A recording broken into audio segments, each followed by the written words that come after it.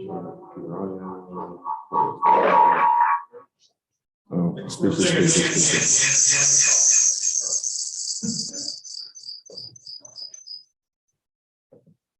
Make sure to find bread.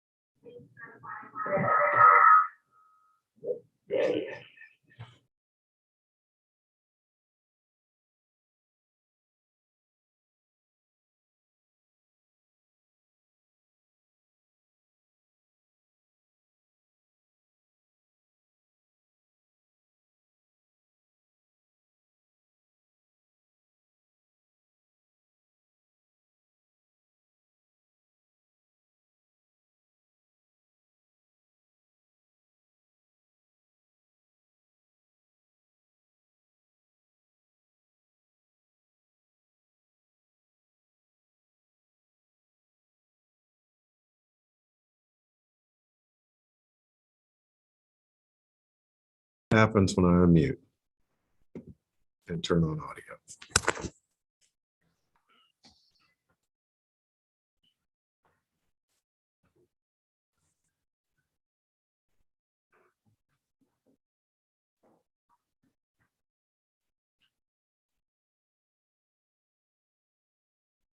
Happens when I unmute and turn on audio.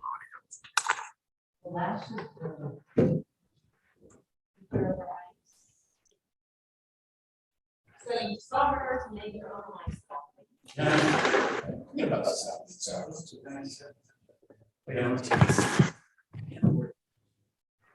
That's what happens when I unmute.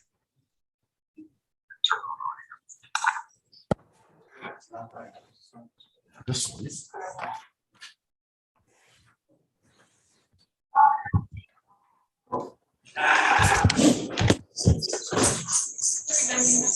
I'm getting there. Haven't done it in a while. I'm still trying to deal with feedback problem.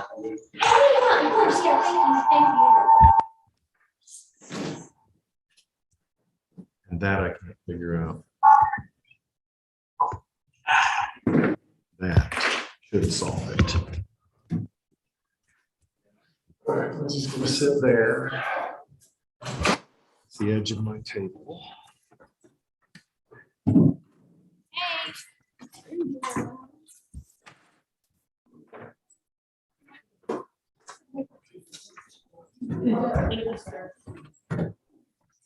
Just may need to be adjusted. Yeah, shot. Because I'm not really sure. Yeah.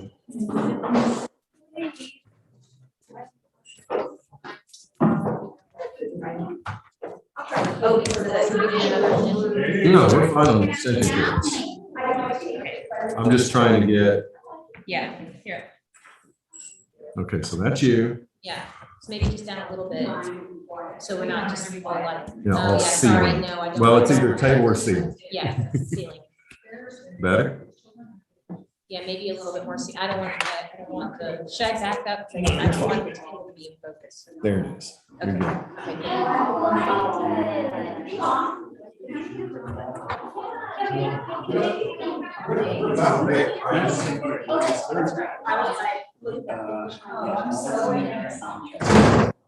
I'm not sure. Once you get them in here, I can set the camera for this side. That's fine. They can come in. Okay, yeah, it's all. It's just me. No, you're doing fine. Thank you for saying. No. Did you skip dinner 3 nights last I did. Gift card. Thanks. No. That camera's gonna be right in face. That camera's gonna be right in face. It's okay. It's a good face. Good face.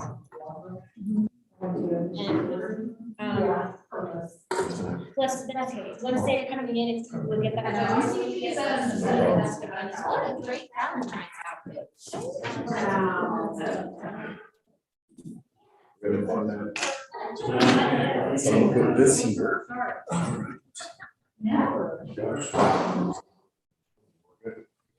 We are streaming. That's amazing. I had to take a little medication.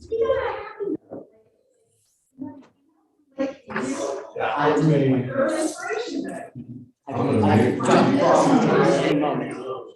Well, I muted these and I'm stopping the video. So I'll remind somebody else to, we got to turn it on. Hey, hey, how are you? Hello. All right. Have a copy of it too.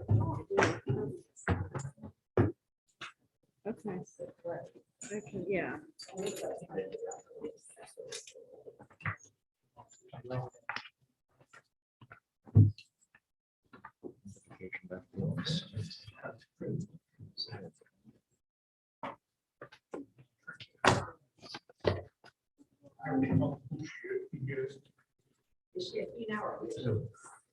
Here we go. Hey, Brian, did you get my email? I did get your Okay. email and I thank you very much for that. All right, good. We'll have those copies made. And I'm making them for the arbitrator. Yeah, so we're good on 3, arbitrator, court, We should be good with 3. yeah, arbitrator, court reporter, and the witness, and then you'll have your copy. I'll have mine. Yeah, yours, all right. And we will enjoy.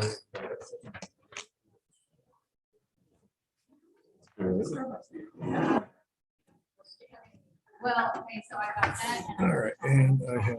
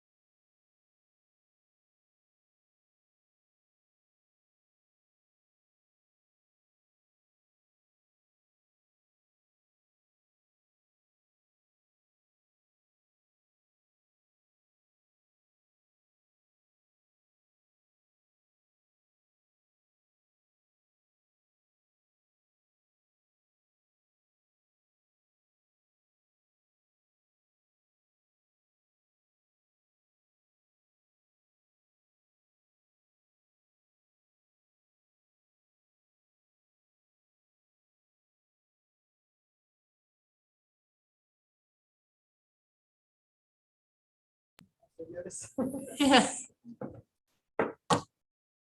you, Lee. Okay. Sir.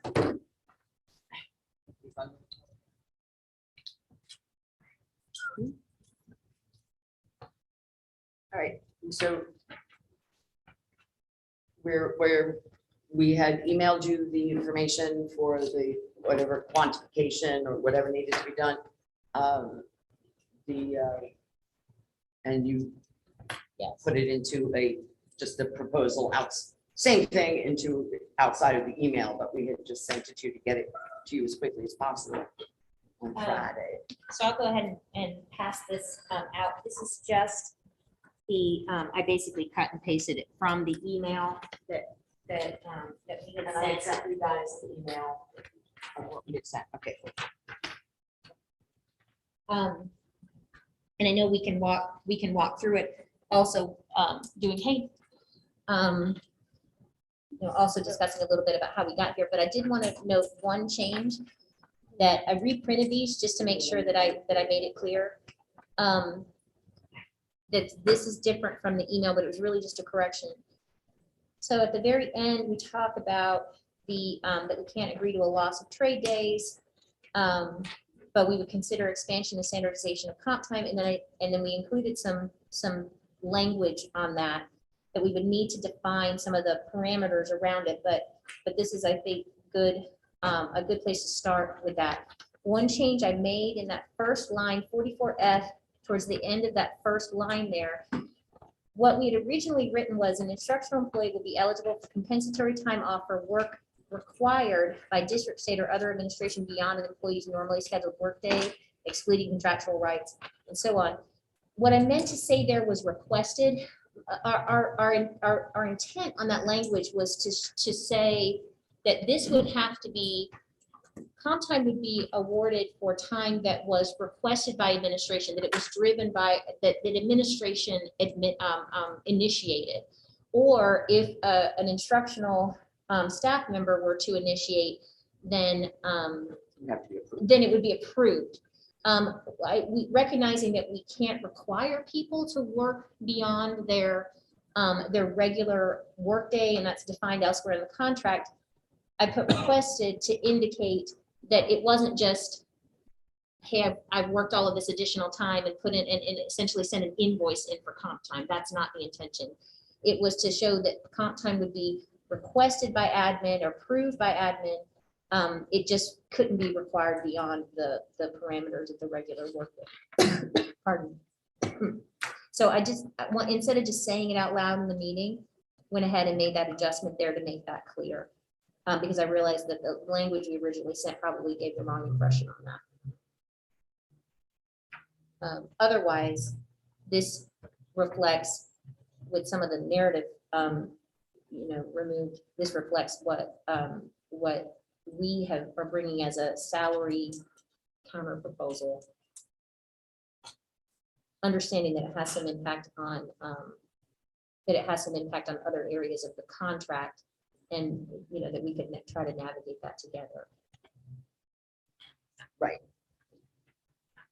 Well, even because I think when we met with you guys, everybody's you guys. When we met with You you, could say y'all. y'all, Y'all. and then I'd fit in, right? Yeah. And then be use. When we met with use.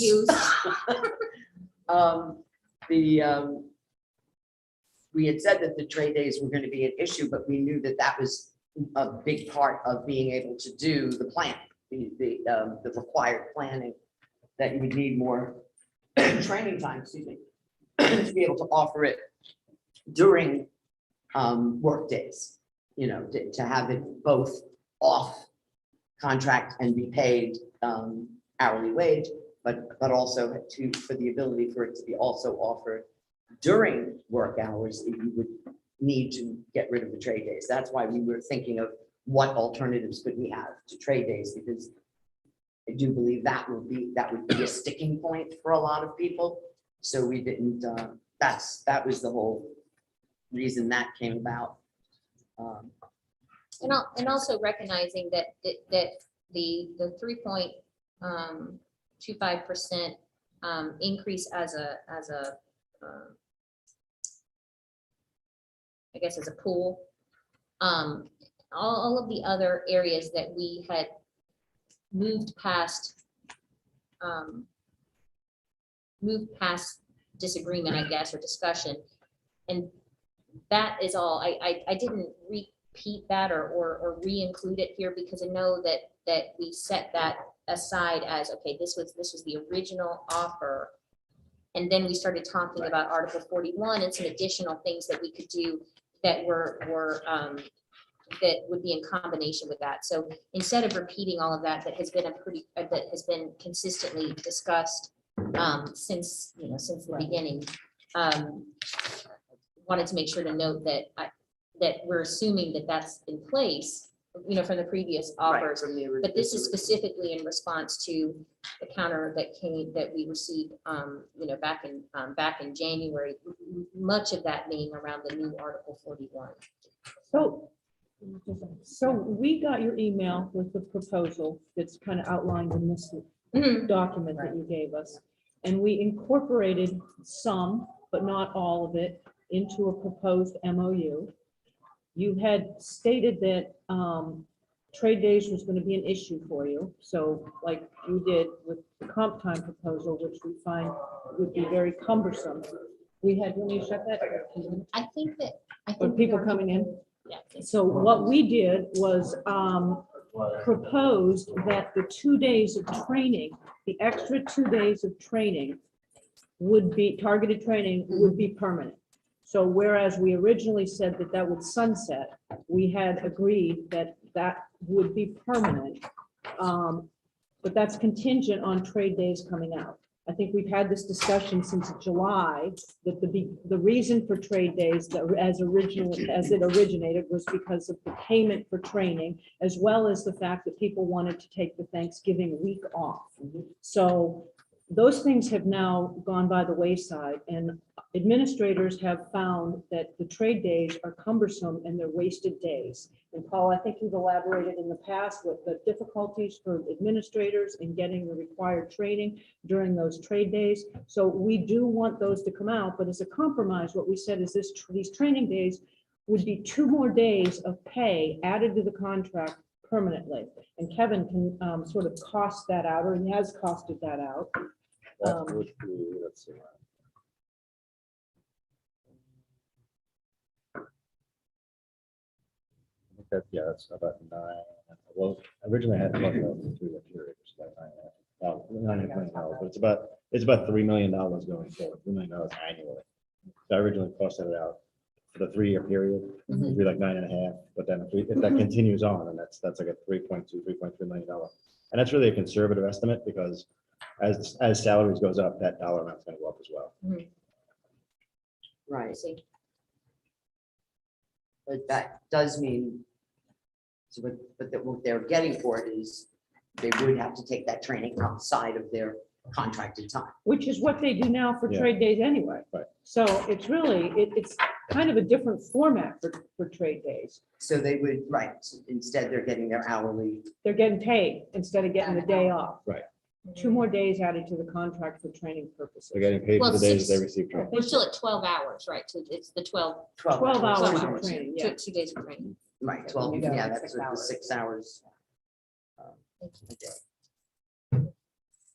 So to just kind of go through Article 20, which is the terminal pay issue, we have accepted the counter proposal, which bumps up the payout even more. The counter proposal we agreed to.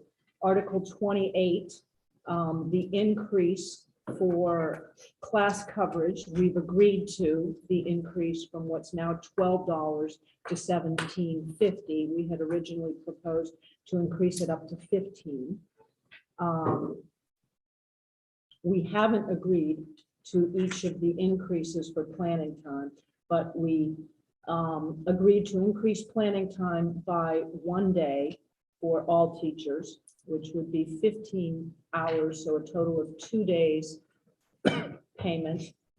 And then for the ESE teachers, it would be the 2 days plus the 2 days that we had already offered. So that's 4 days of additional pay for ESE teachers.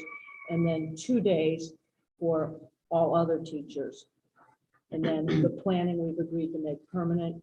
We don't agree to the retention supplement, and we've been through that before, so I don't know that we need to reiterate that. But we have counter proposal, and we thought we'd let you caucus on this, hand it out and let you caucus on it, and then we can have some discussion. Right, okay, so we have that. Basically, the retention bonus, a supplement. The reason that we had just threw that back in there in a different format, having it only be 1 year at a time, increasing it gradually, is in all honesty, this was something that I wanted to see come to Pinellas before COVID. Never came to the table with it last year because we were buried alive with COVID crap. And I did not think it was appropriate. Because I do think it's something that Pinellas should consider instituting at some point, because it does work for retention. Many of the states that have this, and other counties in Florida that have it, it's working for them. And since we have an issue with retention all over the country, I mean, it's not just here, it's an issue with retention. I thought this is something that we need to be working towards, that we need to start thinking about in order to hold people, to make it worth their while to go from section to section. The way I do know it was inspirational to many people in New York when I worked there. I certainly only worked there for 2 years, so I was nowhere near any kind of retention bonus. But I did work with many veteran teachers who helped me, guided me into being the teacher I am. And I know the way they used to talk about it. And I know that they would say, like, even when they were having bad times, they would just say, well, I'm definitely going to stay to such and such a year because I know I'm going to get a little bump. And it works to make people consider when they're frustrated, when they're getting frustrated. It isn't enough to keep somebody on a job, but most people want to stay on the job. They like teaching, they love teaching. That's why they came to teaching. So giving them an extra reason to not give up is something I really think that we need to be thinking about. And then this was something I was planning on when I was first elected, trying to begin. It was something I thought we could discuss when I was first elected. And like I said, the first year it didn't seem appropriate because we had so many other issues to deal with COVID. That was all that was on anyone's mind. And then, of course, the legislature did what they did. And to me, it was like, well, I guess it's time. It kind of signaled to me that it was time to introduce it. What I'm curious about, and what our members are curious about, is why it is so. They don't understand, and to some extent, neither do we, why other counties can have this and we can't even talk about it. That's what they want to know. I get emails about that all the time. We do know, I mean, Orange settled, they just got it with crap money. I'll give you, I mean, their money that they're getting is nowhere near what Pinellas is offering. Though that's not the issue at all. But other counties have been doing this for a while, and it's just successful. And I guess that's what I just wanted to know, why we can't consider this when it works. I think we've been over that before, and when you add this amount to people based on their longevity, it violates the formula in the statute. And you've expressed that you disagree with that it violates the statute, and that's fine. We can have a disagreement on that. If that statute were challenged, we'd be happy to reopen it and look at some sort of a supplement.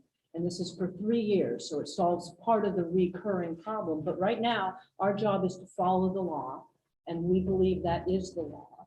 And so we're not going to challenge the law. Okay, so that would be the answer. That would be the that answer. is- And, you know, if FEA thinks that the law is not what we think, then challenge it, because it's presumptively valid now. And if you challenge it and you're correct, then fine, we can reopen this issue with a supplement. We understand that this is more than money, that it's more of value for veteran teachers. Because look, at $500 is not going to keep somebody here. Exactly. So you're not talking about the financial impact for these teachers. You're talking about a recognition that people who stay a long time are valuable. And we agree with that. We agree with that. But the statute says that it has a formula, and this would violate it because it would bump the amount of the adjustment over what the statute says we can do. And what we offered, I think, back in September was that if something comes out of this session, so that would be the end of June or sometime whenever we get through this session, if something comes out changing that statute, we're more than happy to open it up. But right now, our marching orders and our job is to follow what the law says, and that's what we believe the law says. However, if I may just say something. Sure. With the decision that came out of Orange County, a precedent has now been set. Because the magistrate allowed for their longevity or retention or whatever we want to call it, that was allowed for by the magistrate. So now a precedent has been set. So I think you're wrong on that because the magistrate makes recommendations. The school board authorized that. Now, is the school board right or wrong? Well, they did what they did. That doesn't mean that just because other districts are doing it, that it's appropriate. And we believe it isn't appropriate. It violates the statute. And there's And the issues statute- periodically where school boards do things and they violate the statute, or they violate the law, or they violate a directive. Our school board and our superintendent are not inclined to do that. So again, I invite you to go ahead and challenge this. We had this discussion in September, we had it in October, we've had it over and over again, and debating it isn't getting us anywhere. No. Well, I wanted it clear for the people who might be listening to hear it from you, because they don't understand when someone else, because Orange is getting it was such a major story, Well, and one of the, that's what they heard. and we And have- they, they don't Right. understand. No, so now I'm glad to repeat, I'm glad it was repeated. and it's good that but what we also have to realize, that following the statute, can have consequences if we don't follow it, right? If you've seen the House's proposal of the FEFP this year, what they're proposing is that those districts that didn't follow the mask mandate, agree with it or not, don't agree with it, whatever you think was right or wrong back then. They're proposing, we're gonna penalize those districts that didn't follow the mask mandate, which is about 15 districts, to the tune of $200 million. So, violating the statute does have consequences. That's what we have to be cautious of. We don't want to be monetarily penalized for something that we do. Well, right, Which let me affects us overall. make one distinction though. The mask mandate was not a statute, so there's legal problems with. So it's even more so with the statute. Right, so, and I can understand what you're saying, but I think that what has been difficult, and the reason why we still get these questions about why is because what we've heard at the table on the retention supplement was that our proposal would violate the intent of the law. And I think what was important to put out there was that it is not our job, your job, to follow the intent of the law. It is only our job to follow the letter of the law, and we take that just as seriously as you all do, because in many ways, we would stand to lose a whole lot more than in not just in dollars and cents, but it would have a negative impact on, or could have a negative impact on us as well. Absolutely. What I think is important, and Lori, you just mentioned that recognize that this really is, while any payment, any term that we talk about in a salary agreement is about money, it has to be. People get paid to do work. They use that pay to pay bills. We can't float on karma, right? It can't just be all about brownie points. It's a wonderful job to do. It's also extremely difficult. And while there is a lot of feel good that comes out of it on the best days, that doesn't pay the bills. And so saying that, no, it's not about the money. No, it is. I mean, having real value in the salary agreement is important, but there is an additional concern from our veteran teachers about feeling as though their work their commitment, their dedication, their longevity has value, has draws appreciation. And I think when you just said that that the district, we do appreciate that, that's important.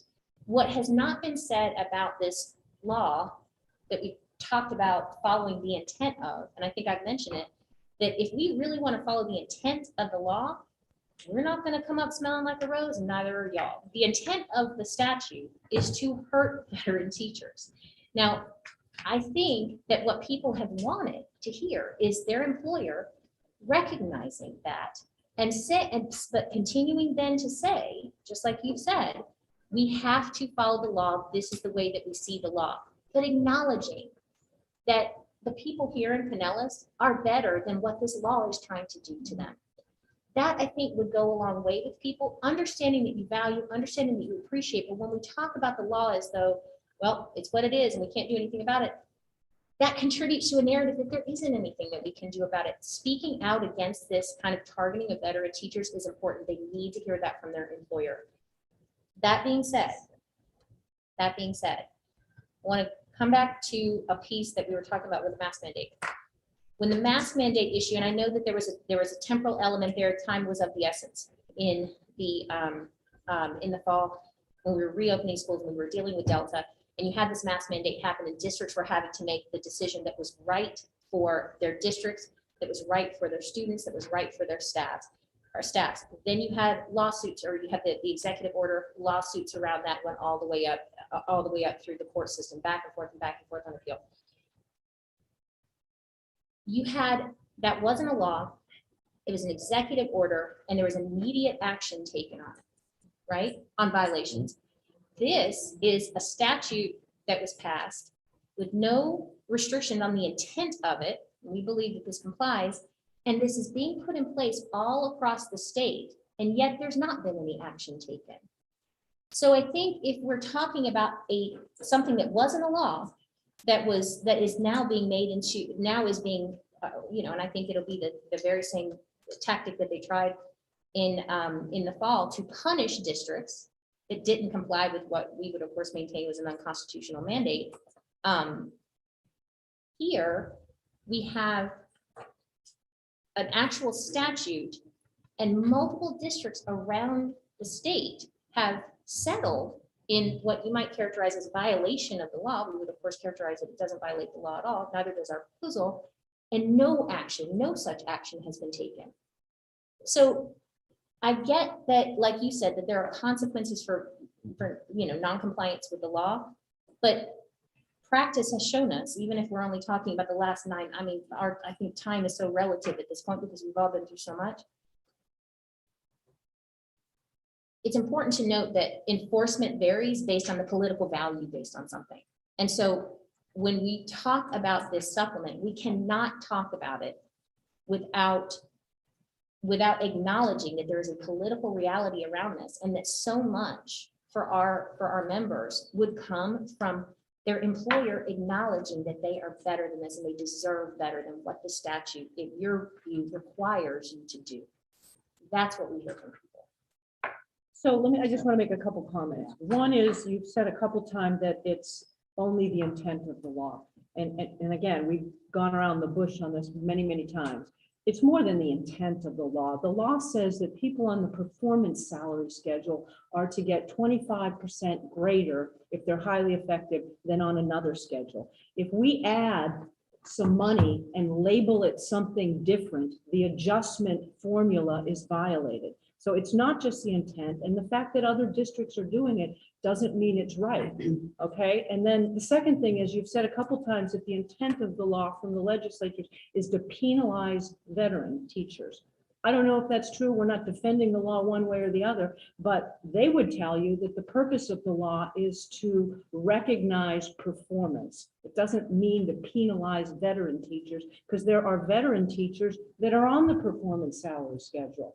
So it's how you characterize it. But I don't know that, again, debating this is helpful, because we believe it violates the law. And it's not something we're going to consider. We have offered and continue to offer that if this changes, we're amenable to reopening it immediately and looking at supplements for our veteran teachers, if that's what you would like to do, because it values them. And then one other point, and that is where you said it is kind of about money. Well, if it is about money, look at what we have offered versus what the teachers in Orange County are getting. Right? So our offer is 3.25%. We've picked up all of the healthcare. We've added 2 days for training. We've added 2 days for planning. That's a substantial sum, which Mr. Smith will tell us exactly how much that package It's costs. in excess of $40 million, really. 40 million. When you consider the health insurance of $9 million, the 3.25% of about $15 million, and all of the other things that we layer on top of that, it's realizing that some of that is terminal over the next 3 years, but still, it's a $40 million over 3-year compensation package. And that's not considering what we'll probably do for health insurance next year. I'm just talking about in isolation. This particular year, Okay. go ahead. No. Please go ahead. This particular year with health insurance and a 3.25% raise, that alone is about $25 million. So, you know, add the other things that we laid on top of that, it's coming close to or in excess of 40 million. Depending on how No, you look at there, it. that, So yeah, it's a that's never significant been amount a of money. question. And what I was Feedback- going to say is that, just if I could, sorry, just Sure. before we get off this topic, is we've heard this, and we heard it very loud and clearly, which is why we went back and put together that Article 41 and worked on identifying, planning and training at hourly rate. And that was, I mean, that works in the structure that we had talked about. And so I also wanted to just reiterate that it wasn't, you know, we were adding things to it that were going to be at hourly rates. And so another way that we could get to where you are saying and valuing, because you talked very clearly about the experience and the knowledge and the information our veteran teachers have to then, you know, assist and so forth. And so instead of being a flat $20, you know, again, we increased a lot of things to get it moving in the right direction. So just wanted to share that as well. Well, and I think that was very creative. That's a good step. It's a step, right? I agree. You'll do really well. And we have, for the most part, tried to work within, like we committed to, you try to work within that framework, because we do think that it's an innovative way to approach it, to try to affect some of that equity, and that is equities in deed as well as word. So certainly that is recognized. And we also recognize that when we came to the table, there was the initial discussion really was not a discussion as much as it was a receipt of an offer. That was contentious, but it got us to the point where we are having a real discussion about what we can do with recurring and non-recurring funds. Like there is an actual exchange happening, which is progress, because that wasn't happening in the beginning, and now it is, or not just now, but it has been, and we appreciate that. I do think that it's important to distinguish, though, Lori, when we're talking about the statute, that there is a difference. And what I heard you say was that according to the statute, people on the grandfather scale must make this much less or that much less. That's actually not the way the statute reads. What the statute says is that these scales must reflect this difference. Any salary, not even the schedule, but the scale, but the increase to it. Any increase to a particular scale must reflect this formula. It doesn't say people, but the fact that I think it says employees on the performance salary schedule shall receive 25% greater if they're highly effective than employees on any other schedule. Got it. I see what you're saying. So if what you're maintaining is that the language is specifically about employees on, then it's impossible to divorce that from the fact that it is specifically targeting people.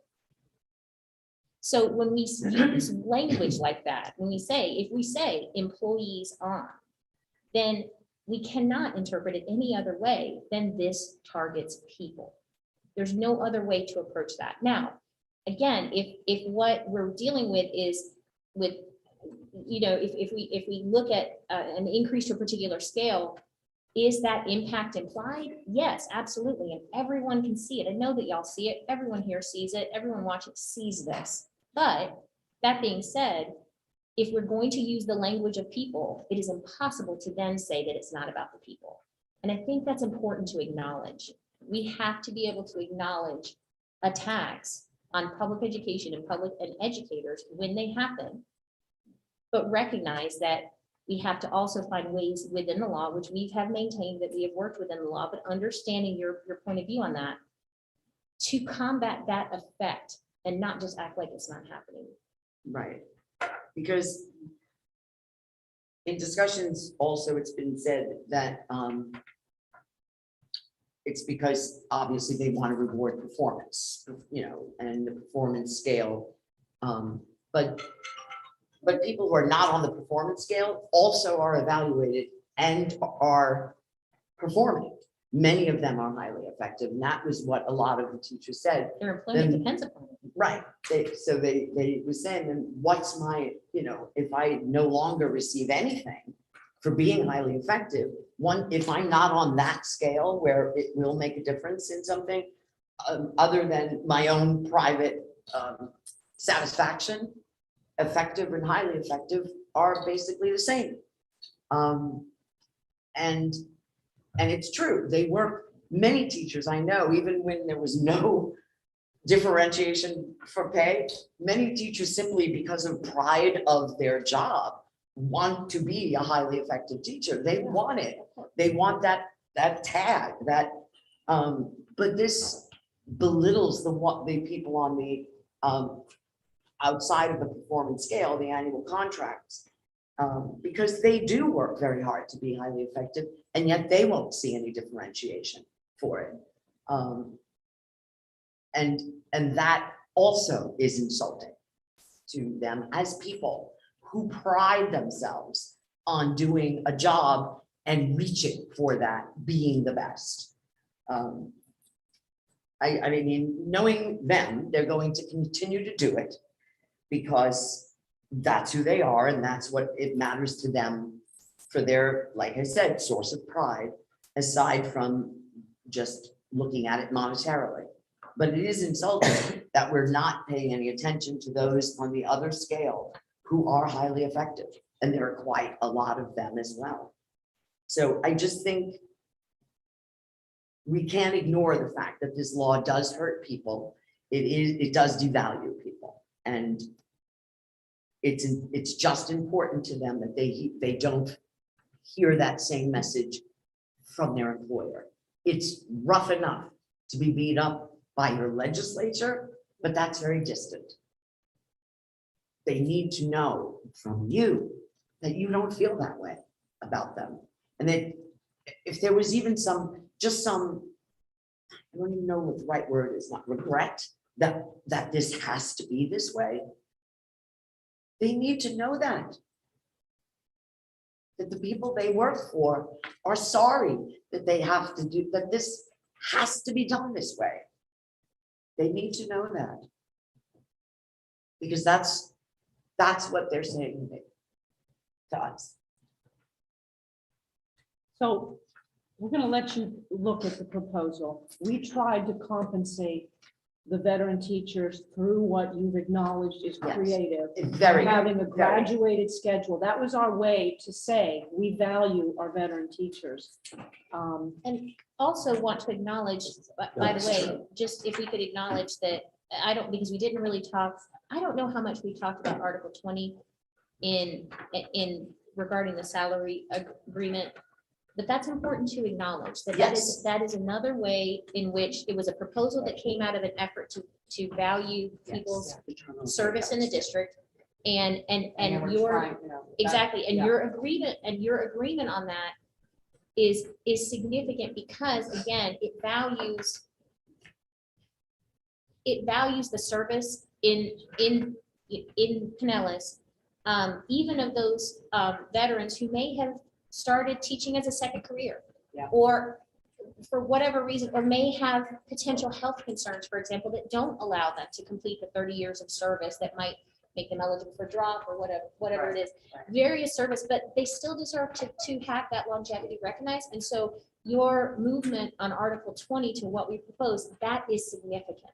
And I That- really appreciate you saying that, because Yes. that is something that I know we've talked about in the past as well, and it just, again, every year, you have to look at what we can do and what we can't do, or what, and we heard that, and so again, part of the negotiating, right, and part of us doing this is what can we do that we feel comfortable with and you feel comfortable with, and I think that's important for everybody to know as well. We have to do things that we're comfortable with, even though the gentleman at the end is probably not. I was comfortable gonna with a say, lot of these things. I'm sure that, But that we Mr. Kevin Smith over is the edge not a little comfortable bit. with. Kevin is not as, I've not seen Kevin smile as much as he normally smiles, because So- this is a lot of money. So let that me- you He's are getting talking beat up about. a little Let bit. me He just is point getting out beat that the cost, that what we have on the books for terminal pay right now is just under $100 million.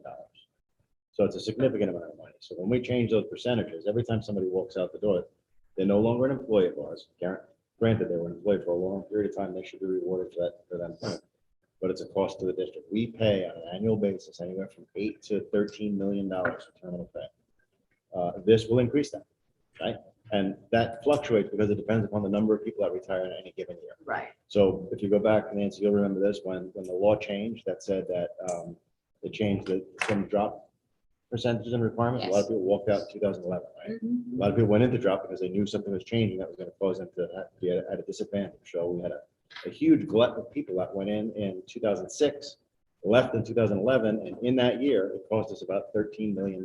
And we had a real exodus in 2016. And that has was an in impact on- 2011 dollars, Mhm. so today, teachers are making more money. Back then, a teacher was probably making about 35,000 or so, and now they're making, 50, 60, $70,000. When somebody who walks out the door now and that gets his larger percentages, it's a much larger dollar cost. So it's not an insignificant amount of money. It does worry me, it does concern me, because we have only a finite amount of resources. But, it's And it's a the very- right thing to do. yeah, We definitely acknowledge and appreciate that. And also, I think, just like we were talking about the changes to drop in 2011, and we had this group that had to make a quick decision on what they were going to do. And then in 2016, of course, then you have this exodus of retirees. And that has a real impact on the site, the schools. It has a real impact on the classroom. This, we think, is also a good way to recognize one of the very pressing needs that the district has, to just make sure that we have these classrooms staffed with qualified educators. This is an incentive for people, to the best of their ability, to conserve their sick time, and hopefully that has that same impact, that it could have a secondary effect that We would is hope also so, very positive. for the right, district. right. I mean, there's, for the most part, I know people do try to do that if they can. But, So why don't we give you the opportunity to read over that? Let us, Talk let you amongst talk among yourselves. yourselves. Could we, before we step out to before we step out to caucus, though, I want to put this in your ear regarding the comp time. We have acknowledged that we are going to face, that the release of trade days is going to be extremely difficult. Not just trade days built through the year, but also the classroom preparation days during preschool. The reason that we structured this proposal in this way is it's modeled very closely on the language that exists in the PESPA contract, but is specifically applicable to our exempt employees, our salaried employees in the instructional unit. We have to structure it slightly differently for that purpose. We also believe that not only does this reflect a practice that is common across our state to value that extra time that our educators put in to be team players or at the request of their administration, and sometimes, particularly for our ESE teachers, there's a real accumulation of time that they can never really get back because they're serving an IEP or case managing IEPs. So depending on the role, there's a great deal of value in a comp time system. And the fact is, this is already practiced here in Pinellas. I understand that the characterization of it as being burdensome or cumbersome, but in fact, this is already being practiced at sites. What we're looking for what we're looking for is a consistency across the board of, so that employees have an expectation of this benefit, not necessarily just at the whim of their, or rather at the discretion, but I mean, I guess it depends on, you could characterize it as a whim in certain circumstances. They have an expectation of it, and they know that there is an incentive for them to be able to use the comp time, because if they are not given the opportunity to use it, then they look at an additional payout at the end of the year. So there's an accountability that is built into it with relatively low administrative impact, because it's already gone through payroll. I think we discussed that your comp hours are already recorded by payroll. This is simply an edification of the system that is already in place and practiced at different schools, but it also ensures not only some standardization across the district, but also some accountability, so that they are still offered the opportunity to use this time, but maybe not in these big blocks that the district has characterized as burdensome when it comes to satisfying training requirements, satisfying any kind of professional development, really. So we think this proposal is worth a second look. Right, for the reason, like on all those days that they can only have training for half the day because of the grades being due, but they get half the day for training and the other half is for teacher work. What we had agreed to when that, the week leading up is no meetings, and then they get half that day. Now, if they finish all their grading, they could take the comp time and So we heard. Just- right, we and heard just that- be able to, but not miss the training. Where a trade day would take them away from training. This could be used on those days where it wouldn't hurt them, they would be there for the training. And then they could maybe use the comp time. A lot of people aren't finished, well, then they can't use their comp time, they gotta finish the grades. So I'm gonna just piggyback on that, because we had, we'll just use this as an example, because you brought it up. We had the half day and half day for being able to do grades and get it ready. And then we had the request, we really shouldn't have meetings that week before, because we're all trying to get into grades, because we need more time, right? So more time. So we said, okay, we'll agree to that, and we'll do the week. So now you're saying that they can get it done. If there are some people who can, Oh, there are some people that get it done within their time. I was one of those used to get it people. done very quickly. Yeah. Not if my kids had turned in work late, Right. but if my kids were doing stuff that was late and I was asked to, I understand. then You understand what I'm saying, I would have been stuck. I would have had to reason wait we till the did that very end. because there was a, That there's a- happens quite a bit, but I'm just they saying, can't. it's there where you wouldn't be losing training time. Or if someone needs to leave early, like when the kids leave, or in the morning, coming in late, depending on And the what. And reality you're is right, that and I think the reality is too on that, if we want to really, I mean, and again, I think there are if an emergency comes up and you have to leave, as principals, we go, fine, go ahead, and, I'm sorry. Okay, Yeah, and it depends on the principal. I mean, that's why we were looking for something that was a little more uniform. I know that they used this in my school very successfully. Most of the people who took advantage of it at the time were people in the magnets who always had extra recruiting things that they participated in. And while those were voluntary, they definitely got a lot of people to do them and do them enthusiastically, because we were getting comp time. And then we could use it for a half day on one of those days for leaving early or whatever. And again, the reality is that it's just because someone is leaving campus doesn't mean that they're not going home and doing a ton of work as well. But for example, our working parents, when you're the largest employer in any given county, you're going to have probably a disproportionate percentage of your staff that are also parents of children in our schools. And so on a non-student day like that, having the ability to comp out of the second half of the day, and maybe that relieves some childcare pressures, for example, but it's within work that they've already done. And at the request or approval, at the very least, of their administration. It's not like they're just sending some sort of invoice for comp time. it's because they've been asked to give up that time in the first place. Right, and it may not come up in some situations, but And it could. I was just trying to make the point that we were trying to think of something that would be appealing to people instead of the trade days, but would not impact training that takes place during the school days. And that was just a spot that I said, there's a time where there are no students. Obviously, you're not going to take it when there's students. There are no students, but there's also no training, because we were trying to look at something that would not take people away from training. And it could potentially interact, we designed it in a way that it could potentially interact with Article 28 regarding class coverage. I know there's been a huge priority placed on class coverage, rightfully so, given our current circumstances and shortage. This is a way to incentivize instructional staff to agree to cover classes when they're able. But in a way that may not necessarily have the same fiscal impact and they would obviously have the option to choose the pay or the comp time. But for some people, comp time any kind of release time is more valuable than the money they would otherwise be paid for that time for some people, because they have to have that flexibility on non-student With days and kids, so yeah. forth. So, I mean, it's just, when we met with Hughes, the other thing that you had made very clear is that that was a benefit. Trade days was a benefit, a benefit that the district provided.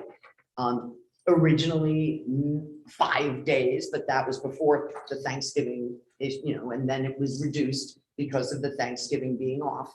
And yes, that was a benefit. So that's all we were saying, is that this could possibly be seen as a benefit, replacing a benefit that we need to facilitate training, to one that would not impact training, would be easier to work around, so that training would not be impacted and make it difficult for principals to schedule training, because half my staff's going to be gone.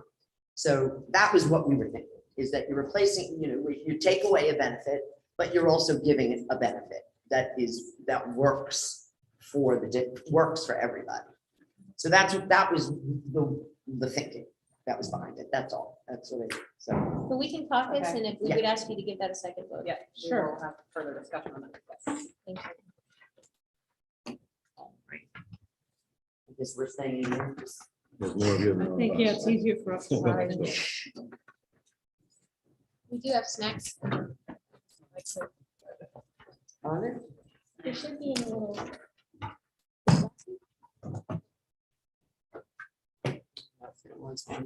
Might even be in the other room. Oh, that's true.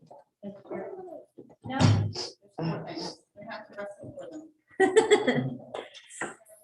I'm wrestling.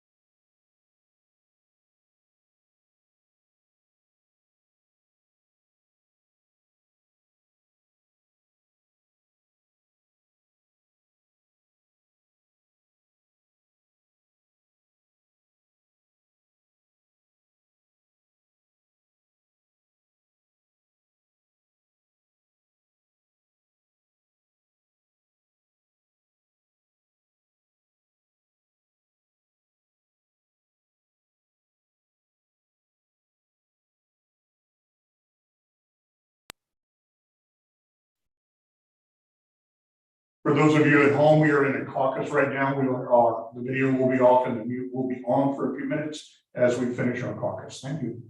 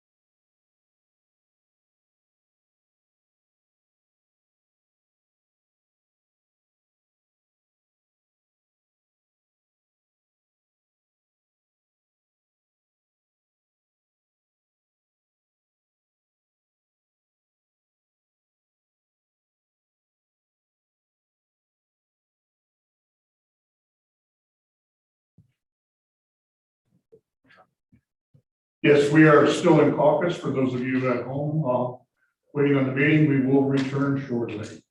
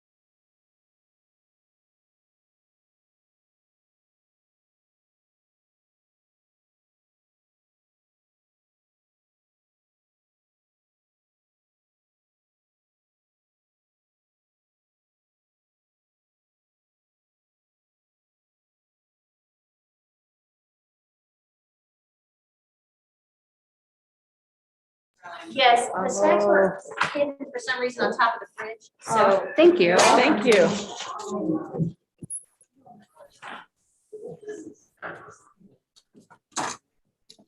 We let them talk. Where Yeah, let's let them see where we're at. Just say what we anticipate. Yeah.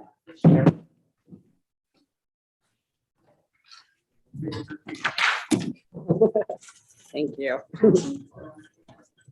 Do need reminders. All right, so.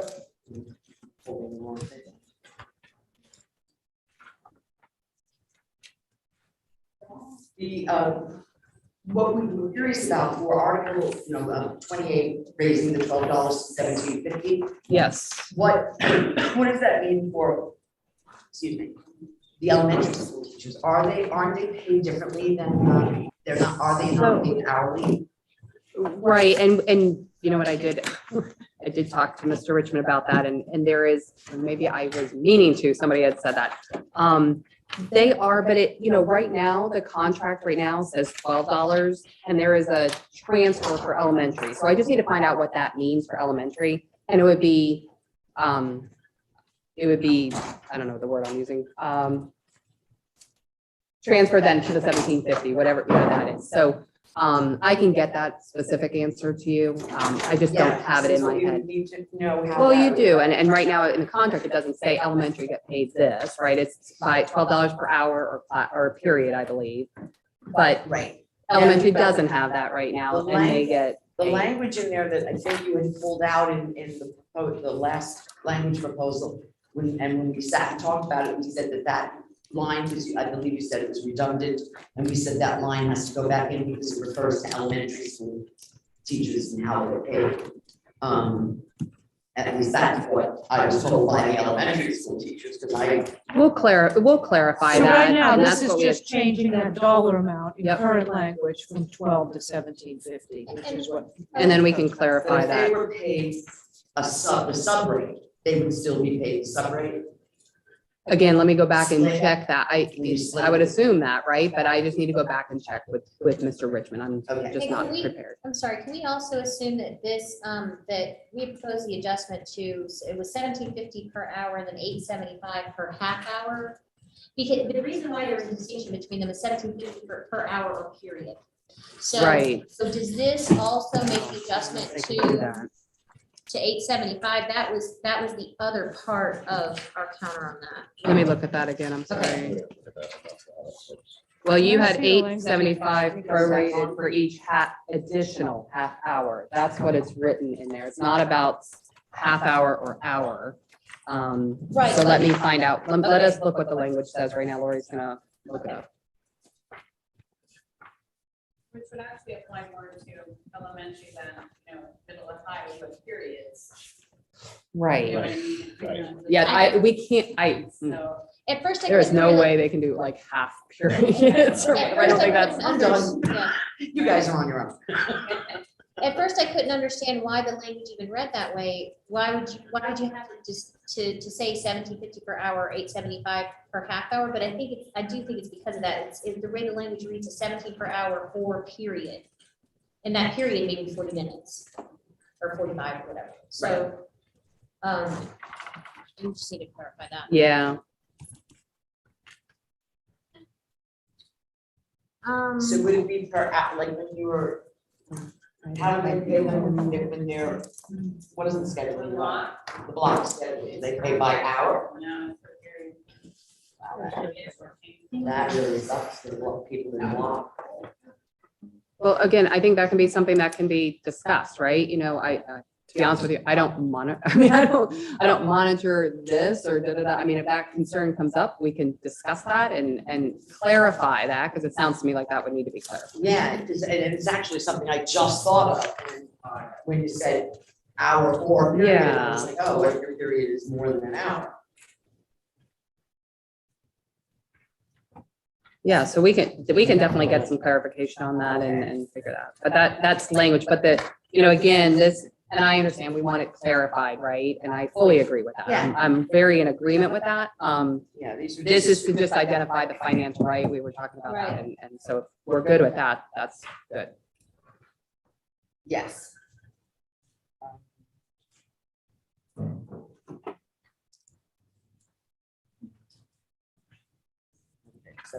Yeah, that's fine. So what was the next question? 41, it's a little bit piecemeal, so bear with us, but these are really clarifying questions. 40, regarding this proposed Article 41, D, with the additional training. And actually, also regarding the additional planning time, we wanted to clarify that language would actually will be paid for up to an additional 12 hours. The language suggests that, It's 12 or nothing. but in both the additional planning time and the training, but because you might have a situation where someone doesn't complete all of those hours, we just needed to clarify that it was an amount up to that additional 12, That would be dated that way. right? Because there's a certification requirement here, there's, or not certification, rather a recording requirement, so if people didn't record the full 12 hours, you want to make sure that wasn't some sort of. That they would get 11 or 10 or 8. That's fine. That's fine. I think it would That's fine. be, that would also apply. The training up to 12. The training and. Right, because they may take one out. I've got that, I've got it noted for training and planning, yes. And it came up, I think, on, this is just a question, really, clarification, that came up when we were looking at D as well. And I think that it lends some, we think that it lends some strength to the content proposal. We want to make sure to clarify that we are not in any of this making it some sort of requirement that anything can be required beyond the regular workday. So as it stands, there's still a requirement that, for example, a training, that if people are completing these trainings outside of the regular workday, these additional 12 hours, it doesn't relieve the administration from the responsibility of offering these trainings inside the regular workday if they are required. Now, that may not necessarily be Then it would be. during non-student, it could be that's what DWT does, we just want to make sure to clarify that if our There will be understanding- opportunities for anybody to take the training. Right, that somebody Within could, contract time. yeah, If they aren't. Right, they just wouldn't be paid. Right, yeah. They can't put that onto the Right, they're agenda. not gonna get additional pay, right, Right. they're just gonna be paid for their Yes. normal day. Yes. But the issue was, that has come up before, let's say somebody took that required training over the summer. And then it was offered again during preschool. Are they forced to take it a second time? Because up until this time, they have been making them take it again in preschool, not letting them show, I already took this training, I got paid for it. I don't want it, if it's being offered again in preschool, I don't need it. believe That's that not- would be yeah, the intent. That's not the idea. The That's not- idea yeah. is that it's offered a variety of times. And really, You this don't is have a to- way to pump more compensation into teachers, so 2 more We days get, of well, training, we okay. get that, we just want We just want to, everybody we're to just know. trying to figure out, because this has been an issue before, this would be encouraging people who may not have before. There may have been people who before would say, I'll just wait, go give it a preschool, but if someone wants a little extra money, they may be inspired to do it in the summer, they just don't want to repeat it. Yep. Because I know it's happened to Ginger, I know it's happened to Tracy, it's happened to a bunch of them, where they took something in the summer and then they were forced to repeat it in preschool, they were not allowed to sit out. Okay, so And there I must be a would- way I, to. I've got it. I've got it written down. I will certainly clarify that with Right, our we don't want- leadership and make sure that that is rectified. Absolutely. That would be real helpful. there was also, and I think that we had tried, it may just not have got to that point yet, but we had spoken, when we met with the smaller group, regarding the additional training, that we would look for a list of those, Yeah. and I Yep. certainly understand that, if that's not They're working on- possible yet, yep, yep. completely, yes. But related to them, under F, with the additional planning. not under F, I'm sorry, the asterisk, right after F. Yeah. That, we just would maybe, I think we would want to know that as codes change and as roles change, and even potentially in the short term, which would fall under this agreement, that these codes would be including but not limited to these codes. It was found that there was another code that somehow fell under this category that just because it wasn't outlined here, wouldn't exclude that particular employee.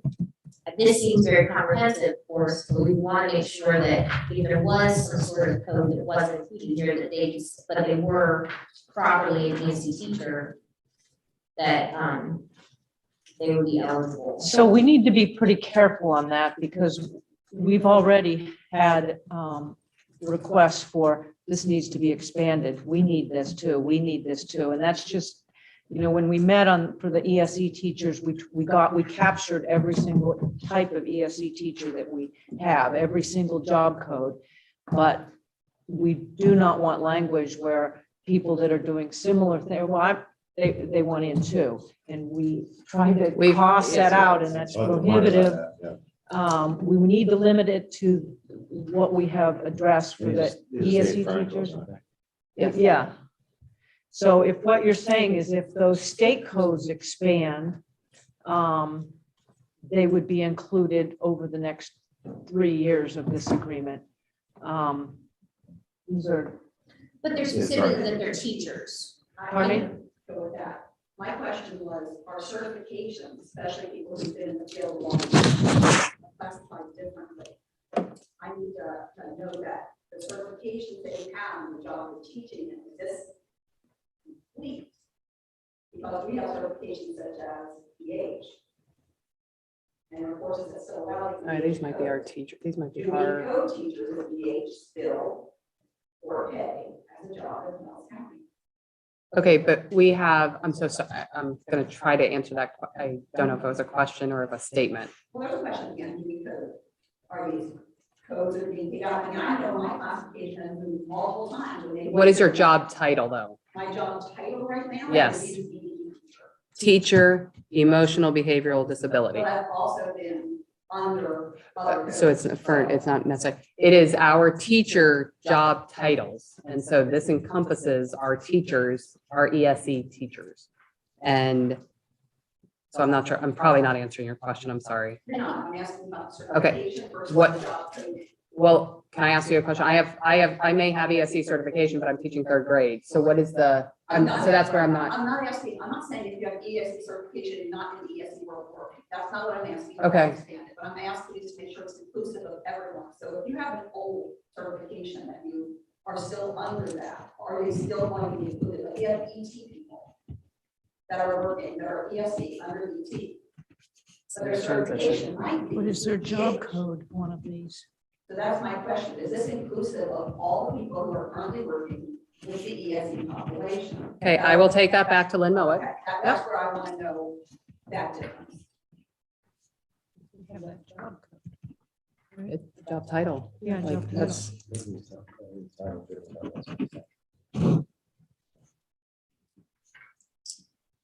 No.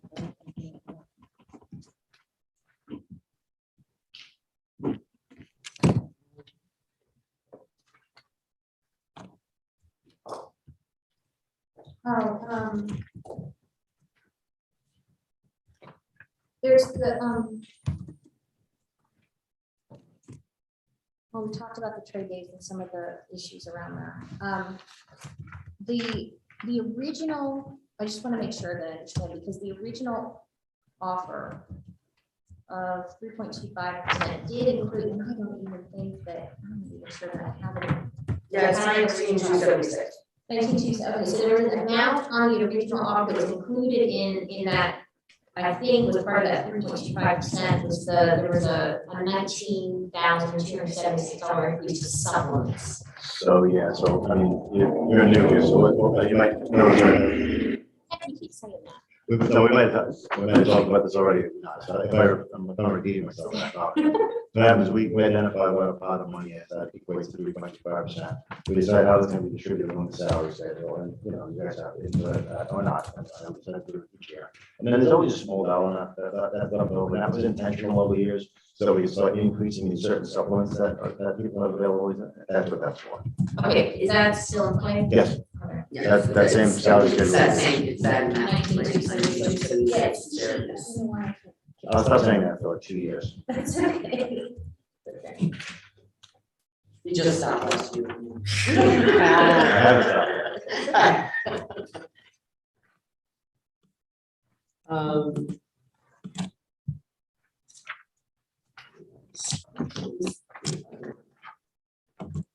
We wanted to, we definitely, I mean, so, right, if you could clarify those questions, but also I think you were interested in, our issue is that the hardest part about getting this ratified, there's a lot of good stuff in here. We're afraid that the trade days are going to be a stumbling block. It's just, even the way it sounds, as Ginger put it, no more trade, like it just, there's no way to just say that, you know, unless you were trying to say, you're no longer burdened with trade days. We have lifted this burden. There's no way to make it sound good, really. That was our biggest concern. The concept is really the same. I mean, trade days allows you to take training and then you get 2 days off. This allows people to take training when it's convenient, outside of contract hours or not, and then you get paid for it. So it's a difference of getting paid 2 days versus getting 2 additional days off. And when you look at it that way, I think it's easier to sell than saying trade days are off the table. We're removing trade days, but you still have the flexibility because you're getting paid for Selling it those that way, I days. think I'm a better salesperson. I would hope so, yeah. But I think that, like you said, I understand the correlation between the concepts, but there are people that are going to value the flexibility schedule more so than a dollar amount because of constraints on them that they couldn't pay enough to, you know, they couldn't pay enough to afford. So that's why we really thought that the comp time system was was existing, first of all, but it was a way to not only allow people that flexibility, but also build in accountability so that they weren't just denied use at every turn. Not that necessarily that, I'm sure that that's not the mission of most administrators, but the reality is people have to have the opportunity to use comp time for it to be valuable. Having that built-in accountability at the end of it was a way to ensure that people could still use it, and we thought that would be, that could mitigate that perceived loss of trade day. Because it has a time factor, and a time factor that is not impacting, is not done in a full day. The other issue, so it was just something that we would just like you to look over the language again and just, because it is being done in schools. So we already We looked know over is, it, it's and successful. it is in the contract. It's in In the Article contract. 27. You were there. We spent 18 months on Article 27, and comp time continues to be available. We just think it's difficult to work, and that the proposal to get paid for an additional 2 days is attractive. Now, if trade days is going to be a stumbling block, let us know. Our goal is to get this done, get it ratified, and get everybody paid. I'm sure that's your goal too. Absolutely. So That's what you've absolutely- mentioned is relatively minor. I think we can make those changes and And clarify clarifications. that all of these job codes apply to every teacher that is assigned in that. This is every single job code we have for ESE teachers. We just pulled it right off the website and pasted it in, but we could even put language that satisfies you that to the extent a job code is somehow created or transferred, it will be included in, so long as the actual duties are performing the ESE responsibilities. We can put that in. If the state were somehow add the job code or take a job code, split it, we could language accommodate that, so. Right. But what we don't want is to have the doors open for the people that say, well, I'm a gen ed teacher and I'm doing all these ESE duties and compliance responsibilities. I should get that too. That's just not manageable. And that's why we tried to list every single job code that's on, No, that's included. And I'm Yes, all, he's certified. Yeah. And all. and I think And what perform Lori's the just saying duties. is that others. are- Yeah, exactly. Others are already asking. Yeah, We knew this was gonna come. but the other issue that's going to come up with the loss of the trade days is the preschool division of time. Because there was an issue with the division of time when the trade day was in place on that first day. Of the 3 days, it was 3 and 4. Right, 3 and 4, but including one of the days was the first day was the trade day. If we remove the trade day from that first day and make it a full training day, then that's reducing their time in the classroom in preschool. And that's gonna be an issue, even if they don't mind giving up the trade days, the fact that that comes along with them losing a day. The people who weren't taking the trade day are also gonna be losing that day in their classroom, when before they had 3 days in the classroom. So what I'm saying is that that first day of school, which is, it's not smart to put a training on the first day of school anyway, ever. You can have a faculty meeting that day, because up until now, the principals weren't even able to have a faculty meeting, because Heather's staff was out. So I would say that maybe a faculty meeting or something of that nature, but that at least half that day needs to be left for them to be working in your classroom. So I don't know where you want to go right now with this, right? Because that's different than the financial articles that we're talking about today. Definitely want to talk about it, but I don't know right now if it's. Right, but that is part of agreeing to the trade day issue, which, like I said, I'm willing to do that. We just, yes, that will be part of what, like, we would have to work on that language. That would be in the language to decide whether they're going to lose a whole other day in their class. Because that will be something that even if people never took a trade day, they're gonna be upset about that. Because they feel they don't have enough time now. And again, just specifying instances she's willing to do that, but working within this back and forth that we. Yeah. That's we're doing now. Gina, could we have a couple minutes to go caucus? Because you've given us some things to think about. We just want to see where what the next step is here. So just give us just a couple of minutes. I know we're already after the 6 o'clock. It's okay, now, no, Is she upstairs still? She's not. no.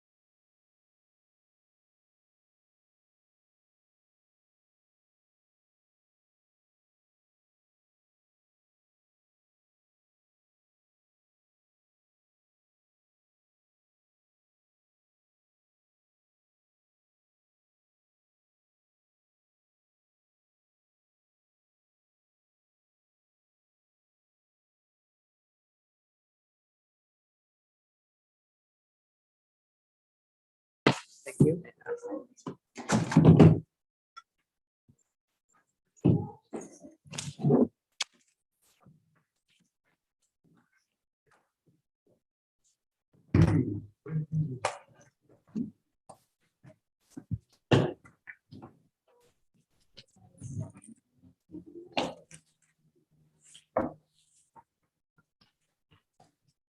Lee, thanks for the water, by the way. Yes, thank you. He's a good guy.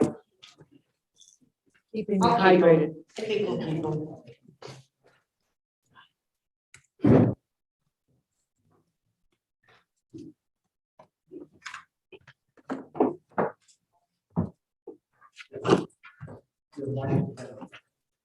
They're good? Yeah.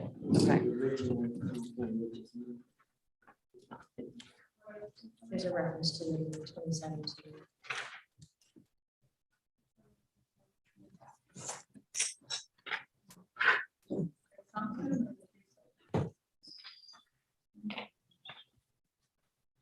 We were just looking at the reference, the reference that you already made it, Right. language. 27, you found it. Languages, and I was saying 44, but no, that's where we put our original proposal, which we then minimized, changed and specified that we changed, that we put it in salaries, but didn't look in the other place. It's on 27, Jay, yeah.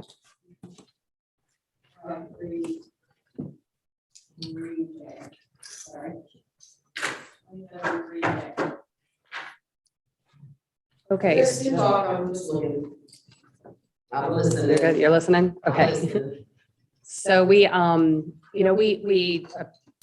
think we appreciated the conversation back and forth. It was regarding the training, the 2 days of training, but we recognize that the trade days are, again, probably a stumbling block from your standpoint of being able to get this ratified and move through. So in anticipation of that, we do have a second proposal that we'll go ahead and pass out that will leave trade days as it, in there. But we'll then pull back on the 2 days of training, right? Because that was kind of the same thing. That was the mindset of that, the reason for the training and, or not the reason for it, but the going back and forth. So this proposal is the same as the other one, except on that first number 3 on the first page. We've just added the Article 41. We heard you loud and clear, though. We would make those adjustments, but up to 15 hours or up to 12 hours. Absolutely. We've recognized, or we hear that the list of ESC, I will certainly go back, but our goal is to get this moving along. I think it's your goal as well, and to move forward. I mean, our goal on this is getting our employees the salaries and the increases and the other items that are listed in this. So we are presenting that to you. I don't know if there's anything else anybody else wanted to add. I see 3 areas of up to. It would be under the planning time B, the planning time C, and also the training E. Just making sure that, and I think this is just I think this is just a No, maybe scrivener's error, but if Sure. we're looking at, just making sure I understand the intent. Uh-huh. Under, Article D, 41D, sorry. You would be instructional staff members participating in any other professional development training outside of contract hours, we would pay $22.50. So it's that Yep. any, you take away that any, right? That word any was referring to the previous Oh. offer, right? So doesn't now the instructional staff. Not any other. Yeah, It's just participating And in sorry. professional development. It's take off any and other. yeah. Yep. Thank you.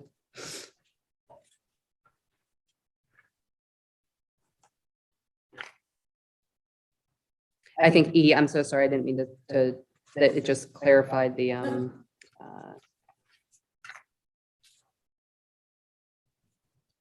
doesn't have to be had.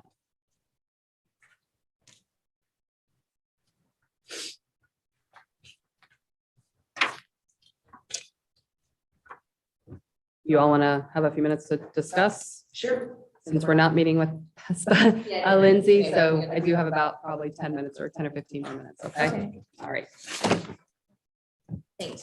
thank you.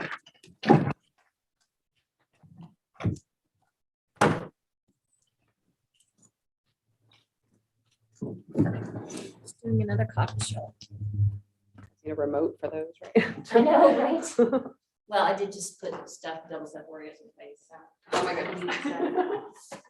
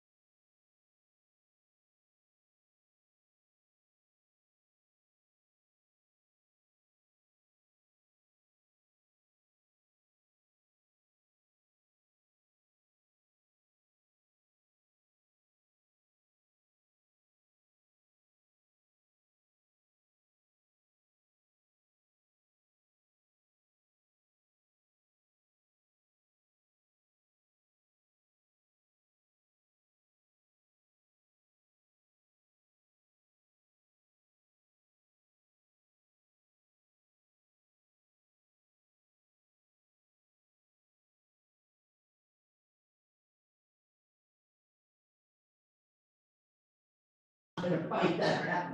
But the thing is, when you go to a training that has a trade day option or payment option, they don't know if that relates to your DPP or not. A savvy teacher will write a generic action step on their DPP that says to attend, count district, state, district and/or state trainings. So that's the question, is what type of trainings are going to, you need to know. Yeah. What is going to be the qualifier on what trainings would earn a trade? Okay, so, right, I think we can work that stuff out, if this is the direction, but, I mean, do y'all really feel? Because what this does, doing this removes a significant part of the equity piece for veterans. So, which I'm sure we'll hear about later, but let's just put it out there, so. Yeah, they'll call. Do you feel like, do y'all really feel like the trade day issue is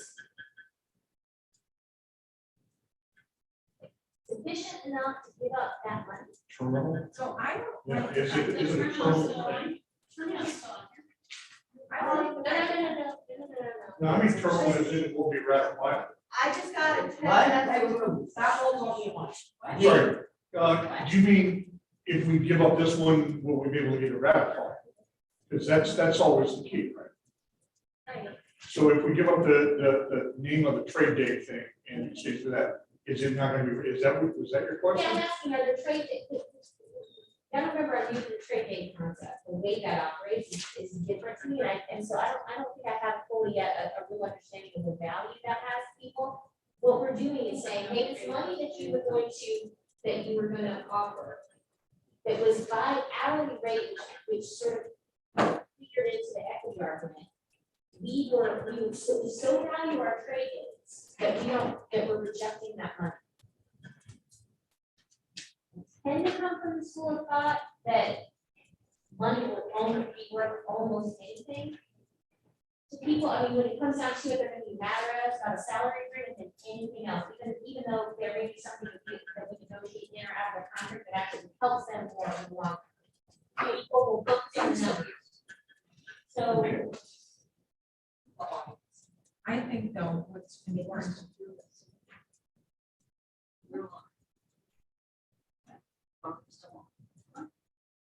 Fine. Maybe on that one. It's not, it's like, it's our live streaming. Okay, well, again, we're considering the offer. Can I just say something really quickly? I'm muted. Maybe.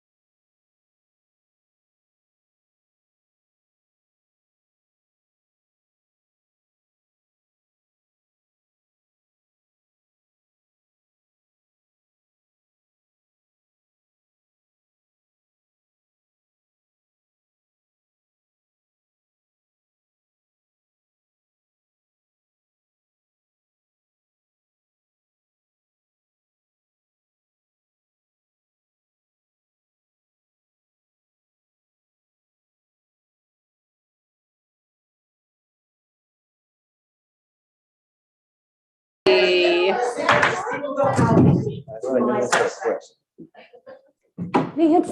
didn't want to set us all on fire. Is that a bad thing?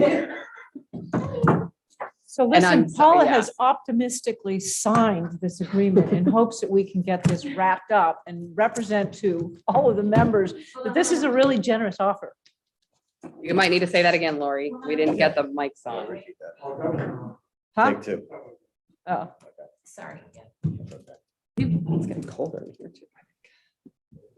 The chili outside, Nancy? it is? Is it No, cold it's out? nice, it's nice.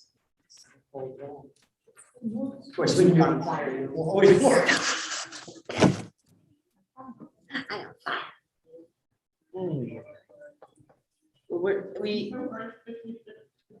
What's the language that has to be rewritten? So I added in the up to and the up to. We crossed, I struck through the instructional in D. Sorry. No, I really put it down. That was pretty good. Who pulled the fire off? They come Oh. on call, huh? Y'all saw me run. She's there. That's good.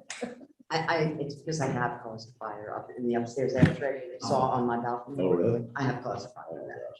Hey, It it has happened to anybody. Yeah. So we've added up to and B, up to and C, crossed out the any other in D. And then, we just think this is a really good resolution and probably a better financial settlement than any other district in the state. And I think that we should be proud.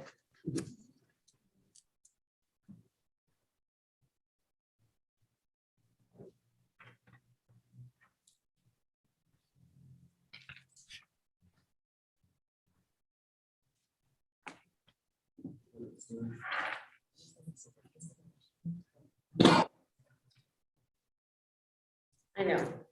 It's weighing of what would be more important to the members. I mean, which retaining the trade days, the option for trade days. The trade days are still tied to the DPP.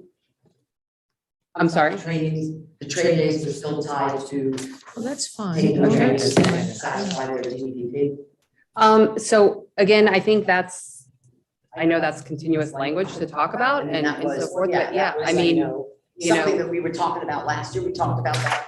yeah. Because it is in the. You wanted to maintain trade days, right? So, because we had that proposal for the training to add, so if we're just addressing the request to maintain trade days. And so, yes, now if we want to have discussion about the definitions or the requirements of trade days, we can certainly have those, but, and if you want to hold everything up for that, we can do that, but still trade days is in as it has been, but I know we also have other language to talk about as Well, I well, mean, the but contract now says there's 2 trade days. So we're keeping that the same. No, I get, it's right. It was just what those trade days, how they would be able to earn them would stay the same. yeah, well, I did not bring anything different to propose regarding that tonight. So, yes, so right As now, long as it's status fulfilling quo. their DPP. they Oh, will sure. be able to, Right. you know, that's what it's been. Oh, yes, yes. Yeah, that's what, that's what the guideline said last. Yes.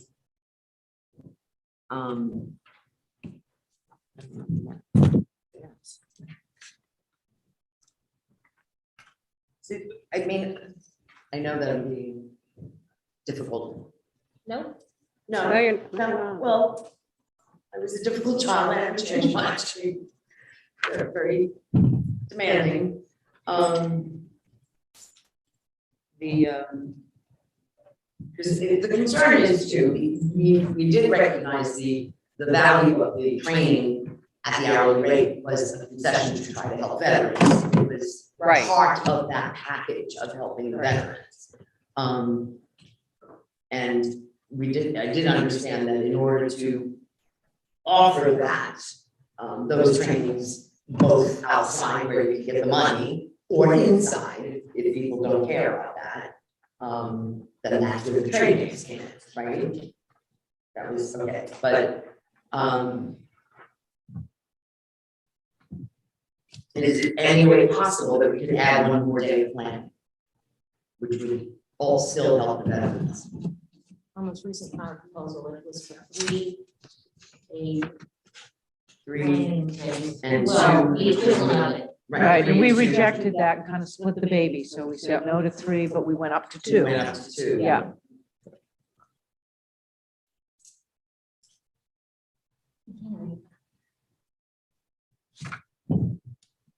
We also saw, in another trade, like we said, the trades will be a stumbling block. We also did propose a system that I think that we think is more responsive to the needs on both sides.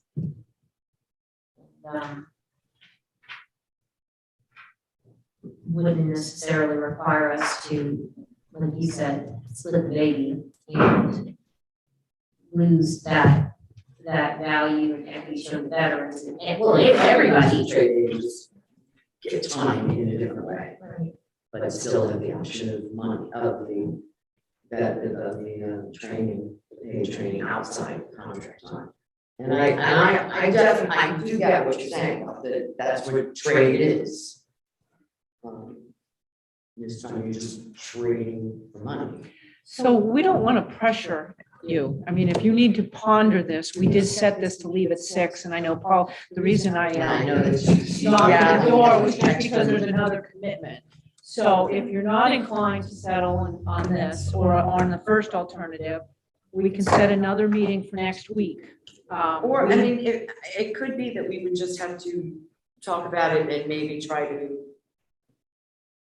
get something signed. It doesn't have to be another, Okay, I mean, if you guys authorize, we can. Because We need to talk about it. So I just want to say, I know that the second proposal is really saving me a little bit of money. That's really not the fact, but what I want to point out is. oh, come on, No, it no, is, it is. but what I'm about to say is really opposite of that. You know, trade days, yes, they're important to your employees, but so is compensation, and those 2 days of compensation will also go towards the FRS and the social security benefits long term.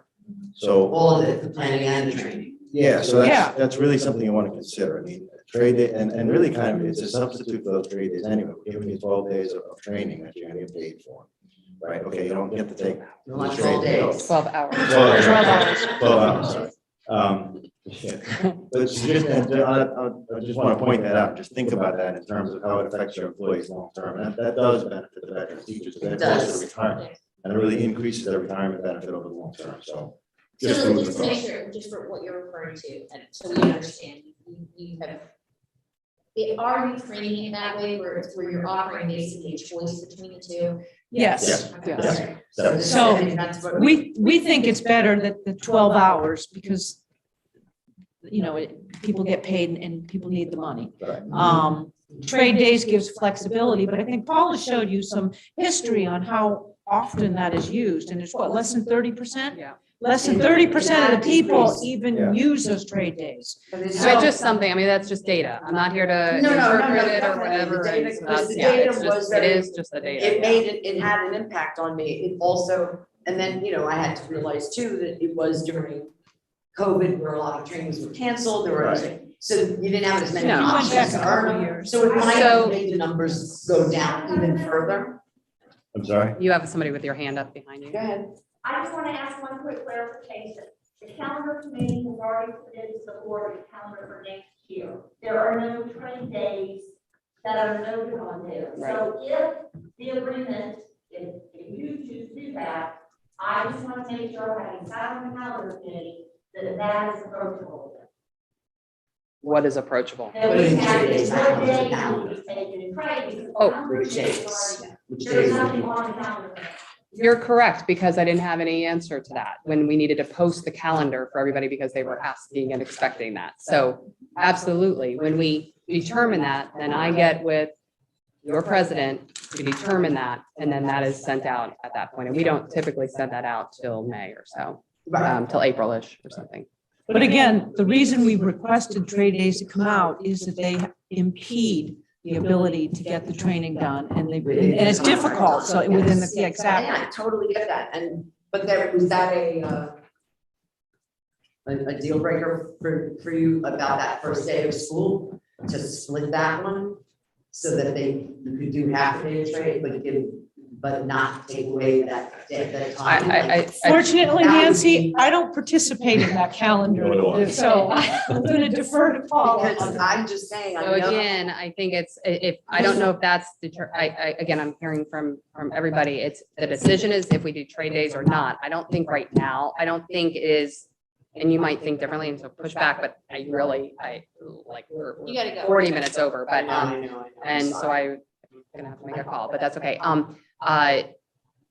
But that determination is total separate. And I know you might think of, no, it's not separate, but it is. We are agreeing with we're doing trade days or not, and then we work on the implementation of that. If we're gonna have a discussion about trade days and when they're gonna occur, or whatever, I'm not ready to have that. I mean, I'm ready. I can talk about that, but I don't have all the information right here with me to do that. Right. Nothing's off the table. I mean, I'm just saying, I don't mean to say yes or, I mean, if there's no Just yes saying, I or know no. that Yeah, would yeah, be devastating to those people who don't take trade days, to lose a whole day, another whole day in their classroom would be rough. Just would be rough. So So- that's. We'll let you consider it. I mean, we think the first option with the training is more beneficial. It's gonna help the students. And since less than half the people, 30% based on the data, even use trade days, and they're very difficult for administrators and to implement the training, we prefer to get that out. But you told us that that was gonna be a hard sell, and we recognize that, and so we've given you the option. Okay. Yep. Okay. Okay, Yeah, thanks, guys. all right. So I will let you get back in touch with me when you're ready to Okay. either sign or schedule another time, okay? Okay. Thank you all. Okay. Yeah, I'm gonna call you tomorrow anyway to talk to you about some other stuff. Okay, I will too. okay.